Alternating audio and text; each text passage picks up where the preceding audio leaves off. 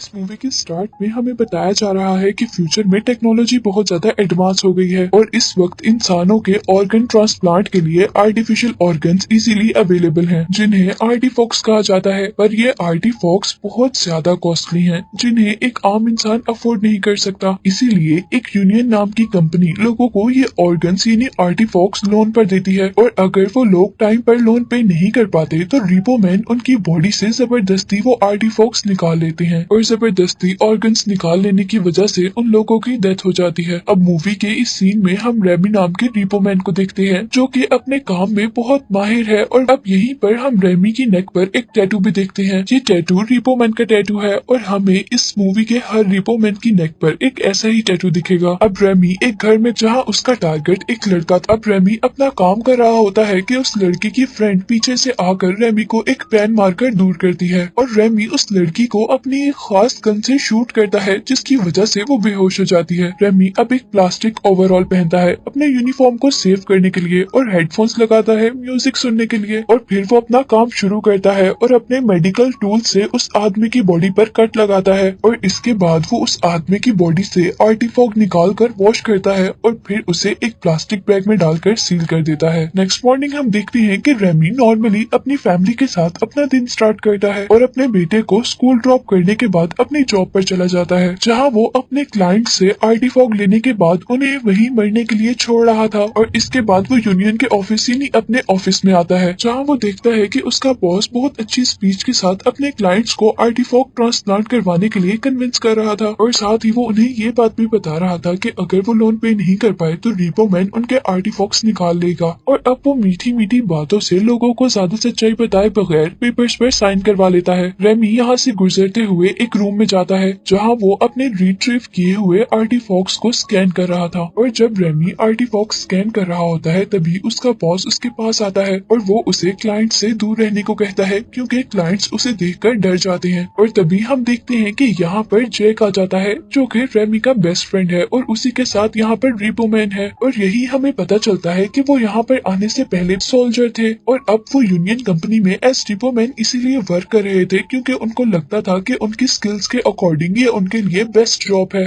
उनको इस चीज से कोई फर्क नहीं पड़ता था कि उनके ये काम करने से कोई मर रहा है, उनको सिर्फ अपनी जॉब से कंसर्न था, और उनको अपने मिशंस में बहुत मजा आया करता था। अब दोबारा प्रेजेंट सीन में हम देखते हैं कि वो दोनों दोस्त एक दूसरे को तंग कर रहे थे और आपस में एक दूसरे की बातों पर हंस रहे थे, जिस पर उनका बॉस उन्हें बच्चा कहता है। और इसके बाद वो दोनों रेमी की वाइफ की शॉप पर जाते हैं, जहाँ रेमी की वाइफ रेमी की जॉब की वजह से बहुत ज्यादा उस पर गुस्सा थी, क्योंकि उसके अकॉर्डिंग अगर रेमी एक रिपोमैन की जॉब करे तो उसकी बेटे की लाइफ पर बहुत बुरा इम्पैक्ट होगा। और अब रेमी की वाइफ रेमी से कहती है कि तुम अपने बॉस से बात कर अपना ट्रांसफर सेल्स डिपार्टमेंट में करवा लो। और यहाँ पर वो लोग लड़ने के बाद बाहर चले जाते हैं, और कार में जेक रेमी को समझाता है कि हम हमेशा रिपोमैन ही रहेंगे क्योंकि ये ही हमें काम आता है। वो उससे कहता है कि तुम्हें अपनी वाइफ की बात नहीं सुननी चाहिए, लेकिन रेमी अपनी वाइफ की सिचुएशन अच्छे से समझ रहा था कि वो क्या चाहती है और उसे ऐसा करने के लिए क्यों कह रही है। और अब इसके बाद वो दोनों एक बार में जाते हैं, और यहाँ पर रेमी एक सिंगर को देखता है जो कि उसे बहुत पसंद आती है। और इसके कुछ दिन बाद हम देखते हैं कि रेमी ने अपने घर पर एक पार्टी रखी है, और ये एक छुट्टी का दिन है। पर यहाँ पर जेक रेमी से कहता है कि उन्हें अपना एक मिशन कंप्लीट करना है, लेकिन रेमी उसे ये काम करने से मना करता है क्योंकि वो इस वक्त घर पर था। पर जेक उसे ये कहकर कन्विंस कर लेता है कि उन्हें इस काम के बहुत सारे पैसे मिलेंगे। और अब वो दोनों उस आदमी को स्ट्रीट पर उस गाड़ी के अंदर ही टारगेट करते हैं, और ये करते हुए उन दोनों को रेमी की वाइफ और बेटा देख लेता है। रेमी को इस बात से गुस्सा आ जाता है, और वो घर छोड़कर जाने का फैसला कर देती है। और जाते हुए वो रेमी से पूछती है कि अगर तुम्हें तुम्हारी फैमिली और जॉब के दरमियान में किसी को चूज करना हो तो तुम किसे चूज करोगे। अब यहाँ पर रेमी भी बहुत ज्यादा अपसेट हो जाता है, और वो जेक से कहता है कि अब मैं इस बारे में अपने बॉस से बात करूंगा। अब वो लोग कहीं जा रहे होते हैं कि अचानक जैक का स्कैनर एक नेस्ट फाइंड करता है, जो कि उनकी लोकेशन के बहुत करीब था, और इस नेस्ट में बहुत सारे यूनियन के कस्टमर छुपे हुए थे जिन्होंने अपनी पेमेंट नहीं की थी, यानी उन्होंने लोन पर आर्टिफॉक लिए थे और उन्होंने अभी तक अपना लोन पूरा पे नहीं किया था, और वो लोग इस कंट्री से भागने की कोशिश कर रहे थे।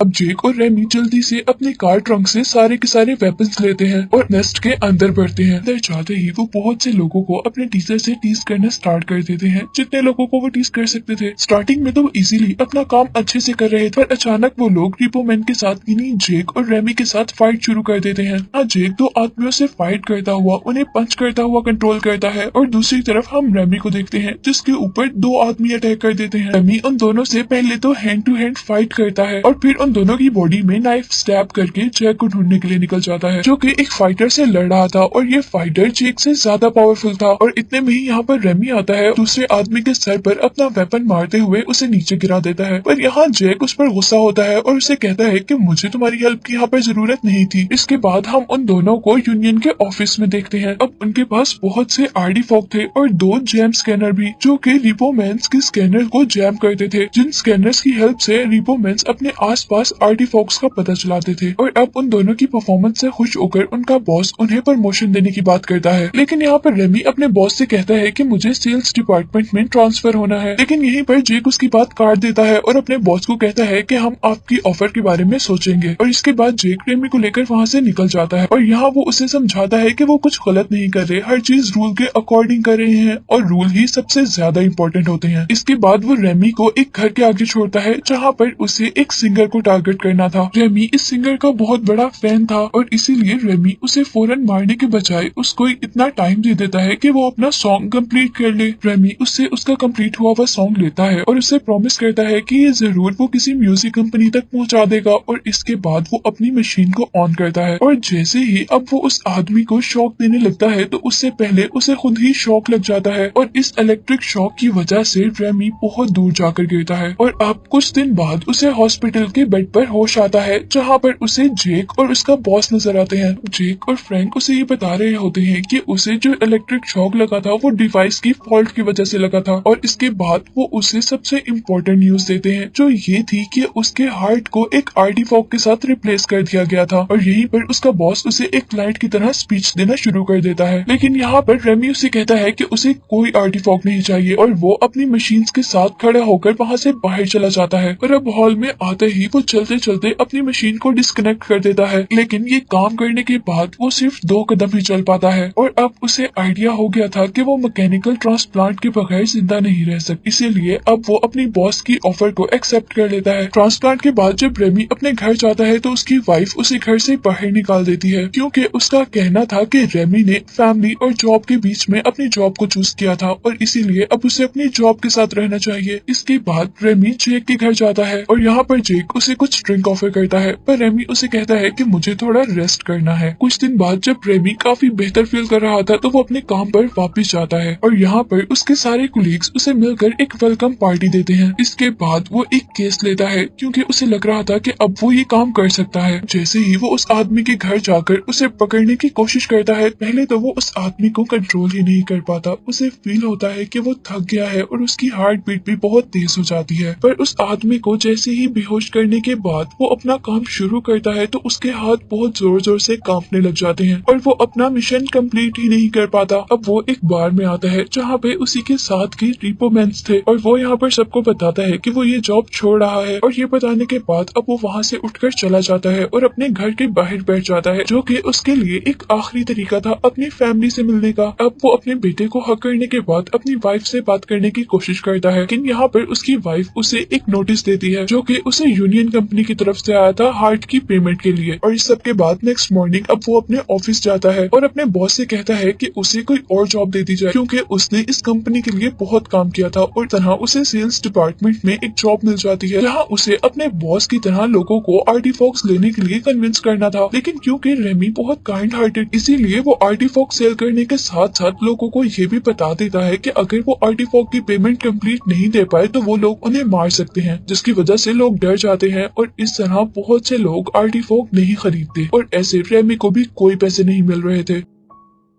अब रेमी का फ्रेंड जैक उसे एक नेस्ट तक लेकर आता है जहाँ पर बहुत से ऐसे लोग थे जिन्होंने अपने आर्टिफॉक्स के लिए पे नहीं किया था, और वो यहाँ पर दो आदमियों को रेमी के लिए टीज करता है और वो रेमी से कहता है कि तुम इनके आर्टिफॉक्स लिए बगैर वापस नहीं आओगे क्योंकि अब तुम्हारा इस जॉब में आने के अलावा कोई रास्ता नहीं है। लेकिन जैसे ही रेमी अपना काम स्टार्ट करने लगता है तो वहाँ एक आदमी उसे इंजर्ड कर देता है, और उसी दौरान अब रेमी को इसी नेस्ट में वो सिंगर मिलती है जिसे उसने बार में देखा था और जो रेमी को मूवी के स्टार्ट में पसंद आई थी। रेमी को फील होता है कि वो सिंगर ड्रग एडिक्ट और अभी भी वो ड्रग्स के नशे में है। यहाँ पर उसे उस सिंगर के लिए बहुत बुरा लगता है और वो उसे उठाकर एक होटल में ले आता है। फिर सुबह में रेमी जैसे ही उसकी बॉडी को स्कैन करता है तो उसे पता चलता है कि उस सिंगर जिसका नाम बेथ है उसने बहुत से आर्टिफॉक्स अपनी बॉडी में लगाए हुए हैं जिनका रिक्लेम टाइम आ गया है, यानी अगर उसने पैसे ना दिए तो उसके आर्टिफॉक्स उसकी बॉडी से निकाल लिए जाएंगे और इस तरह वो सिंगर मर जाएगी। और अब यहाँ पर आखिर बेथ को होश आ जाता है और वो यहाँ पर रेमी को पंच करती है क्योंकि उसे यहाँ पर लग रहा था कि रेमी उसे मारने के लिए आया है। लेकिन जैसे ही रेमी उसे अपनी सिचुएशन बताता है तो वो भी बैठ जाती है। रेमी एक प्लान करता है और छुपकर अपने ऑफिस में जाता है और वहाँ जाकर वो बेथ के ऑर्गन्स के अकाउंट क्लियर करने वाला था, लेकिन क्योंकि बेथ ने अपनी बॉडी में बहुत सारे आर्टिफॉक्स लगाए हुए और अभी रेमी अपने कंप्यूटर की हेल्प से उसकी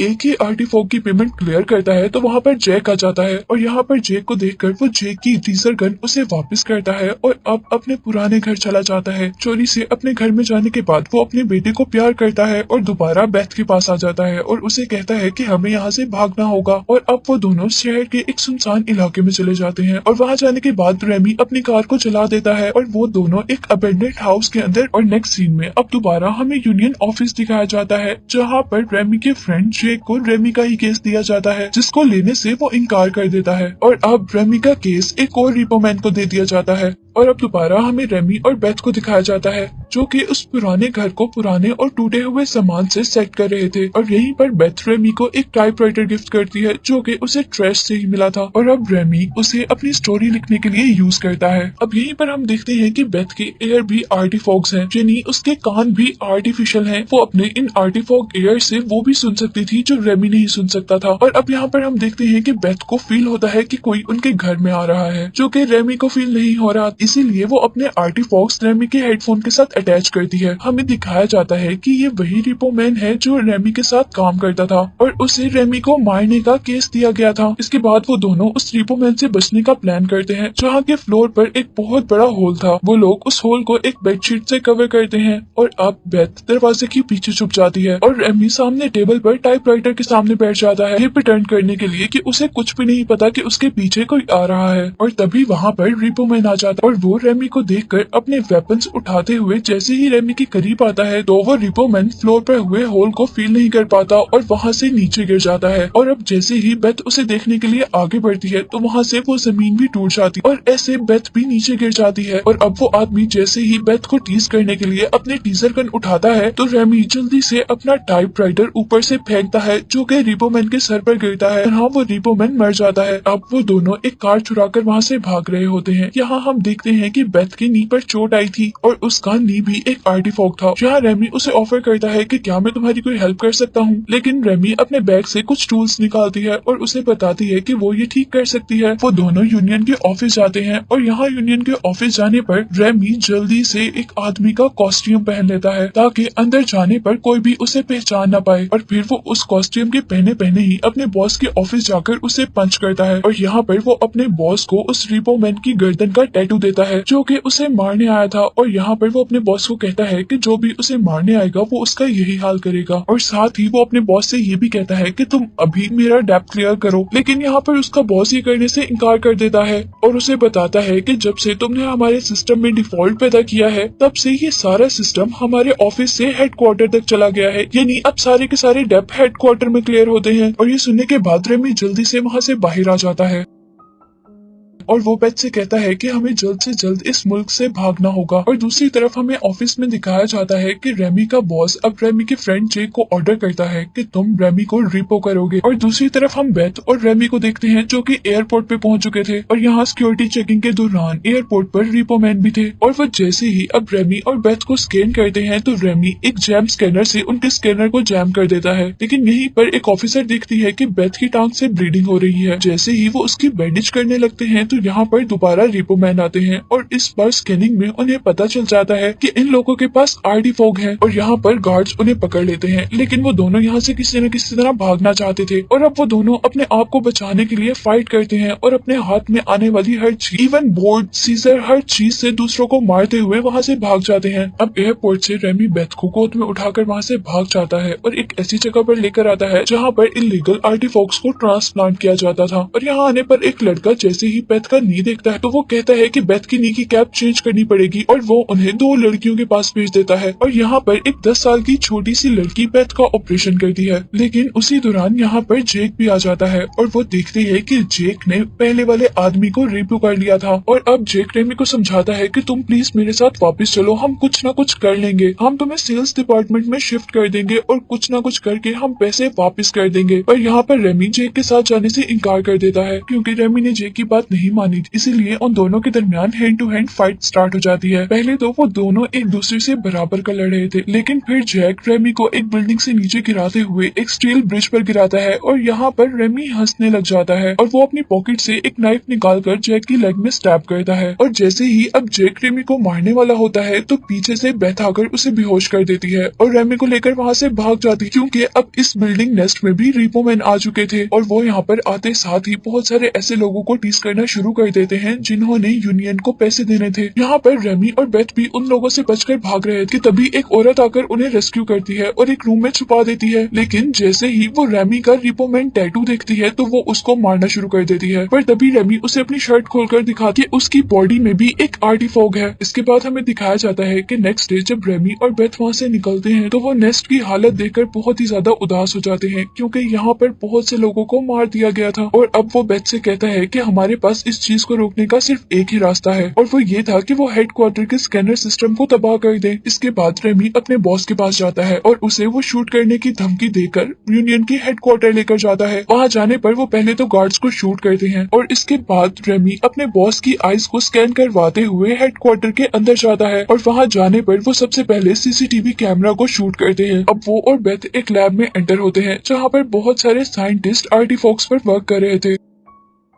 सारे साइंटिस्ट अपने काम में बिजी थे, कोई भी उन दोनों पर होल्ड नहीं कर पाता। पर यहाँ पर एक साइंटिस्ट उन्हें देख लेता है और जल्दी से एक रूम में चला जाता है। इतने में ही यहाँ पर बहुत से रिपोमैन्स गार्ड आ जाते हैं और वो आकर उनको शूट करने वाले होते हैं, लेकिन वो दोनों बचकर एक रूम तक चले जाते हैं और इस शूटिंग में 2 साइंटिस्ट मर जाते हैं। और अब यहाँ पर उनके पीछे बहुत से गार्ड्स और रिपोमैन आ गए थे जिनसे वो लोग लड़ते हैं और उन सबको मारते हुए एक रूम तक पहुँचते हैं और यहाँ पर उनको एक बहुत बड़ा आर्टिफॉग स्कैनर मिलता है। यहाँ पर उनके पास कोई रास्ता नहीं था सिवाय इसके कि वो अपने आर्टिफॉग निकालते और इसे स्कैन करते। और अभी वो लोग ये काम कर ही रहे होते हैं कि यहाँ पर जैक और उसका बॉस आ जाता है और अंदर आकर वो लोग देखते हैं कि रेमी बेथ को काट रहा था आर्टिफॉग लेने के लिए। और तभी जैक का बॉस उसे ऑर्डर करता है कि वो रेमी को रिपो करे, लेकिन यहाँ पर जैक उसकी बात नहीं मानता बल्कि अपनी नाइफ से अपने बॉस को ही मार देता है। और इसके बाद वो लोग बेथ को एक इंजेक्शन लगाते हैं जिससे उसे होश आ जाता है और अब वो लोग एक आर्टिफॉग की हेल्प से वहाँ स्कैनर खोलते हैं। वो लोग बॉम्ब की हेल्प से उस स्कैनर को ब्लास्ट कर देते हैं। इस सिस्टम को ब्लास्ट करने के बाद वो लोग बहुत ज्यादा खुश थे क्योंकि अब सारे के सारे क्लाइंट्स फ्री हो गए थे। अब किसी को भी मारा नहीं जा सकता था, किसी को भी रिपो नहीं किया जा सकता था। और अब मूवी के लास्ट सीन में हम देखते हैं कि वो तीनों यानी रेमी, बेथ और जैक एक बीच पर एंजॉय कर रहे हैं। यहाँ पर हम देखते हैं कि जैक और रेमी ने अपना टैटू भी काट दिया है और दूसरी तरफ रेमी ने जो अपनी ऑटोबायोग्राफी लिखी वो उसके बेटे ने एक बुक के तौर पर पब्लिश करवा दी है। अब जैसे ही जैक आकर रेमी को तंग कर रहा होता है तो अचानक जैक गायब हो जाता है और रेमी उसे इर्द गिर्द ढूंढता रह जाता है। अब सीन कट होता है और हम हॉस्पिटल की मशीनरीज को देखते हैं और अब यहाँ पर हम पे रिवील होता है कि जब जैक उस नेस्ट में रेमी को मारने के लिए आया तो जैसे ही जैक ने रेमी को बिल्डिंग से नीचे गिराया था तो वो कोमा में चला गया था। और उसके बाद जो कुछ भी हमने मूवी में देखा यानी जैक का अपने बॉस को किडनैप करना,